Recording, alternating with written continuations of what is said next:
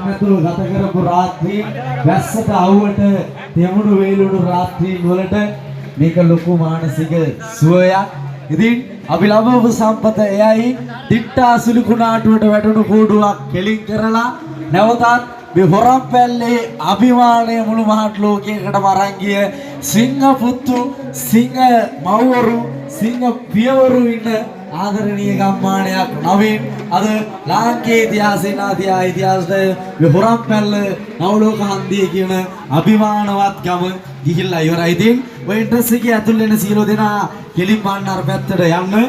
විනාඩි 13යි තත්පර 44ක් ඇතුලේ ඔයාලා අපාය බලලා දිව්‍ය ලෝකයට යවන්නටයි සූදානම. එමුනම් මේ ඇතුල් වෙන සියලු දෙනාට මේ බලන්නට පුළුවන්. අපි ගත්තු ගිනස් වාර්තාවේ සර්ටිෆිකේට් එකයි ඒ කුසලානයයි මෙතන තියෙනවා. ඒකත් බලාගෙන යන්න. ඔයාලා හොම්බෝ අර පැත්තට යන්න මගේ ආදරණීය අපේ තාත්තේ අපි යන් කෙලින්ම පිටුවේ මේ දොරටුව පැත්තට එතන ඉඳලා කතාව බලමු අහමු. මේ ඇතුල් වෙන සියලු දෙනාට මම විනාඩි දෙකක් ඇතුලේ මේ කතාව කියන්නම්.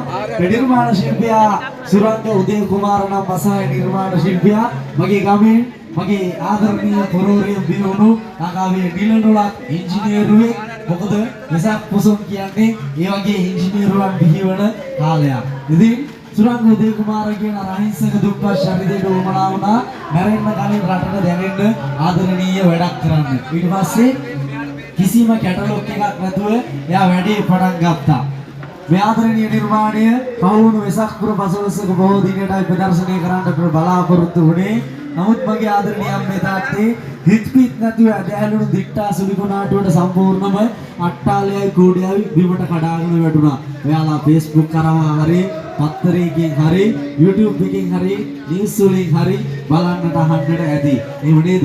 ඉතින් ඊට පස්සේ මගේ ආදරණීය අම්මේ තාත්තේ ලක්ෂ 20ක මුදලක් වතුරට ගහගෙන යන්නටම ගියා. එතනින් පස්සේ මේ නිර්මාණ ශිල්පියාට මේ නිර්මාණය එලි දක්වන්න මුදල් තිබ්බේ නෑ. එයාට තිබ්බ එකම දේ එයාගේ නිවසයි ගේ. ඒක උගස් තිබ්බ ලක්ෂ 30කට. ඊට පස්සේ මේ මගේ හොරම්පැල්ල ගමේ ඉන්නවා මනුස්සකම් දන්න ආදරණීය ව්‍යාපාරික පිරිසක්. එයත් එක්ක එක්කාසු වෙලා මේ හොරම්පැල්ල ගම් 20ක් තියෙනවා.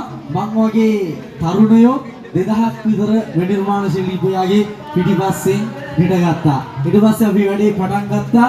වැඩේ පටන් අරගෙන අද වෙනකොට ලක්ෂ 75ක වෙනි මුදලක් නිර්මාණයට වියද පහදම් වෙලා තියෙනවා.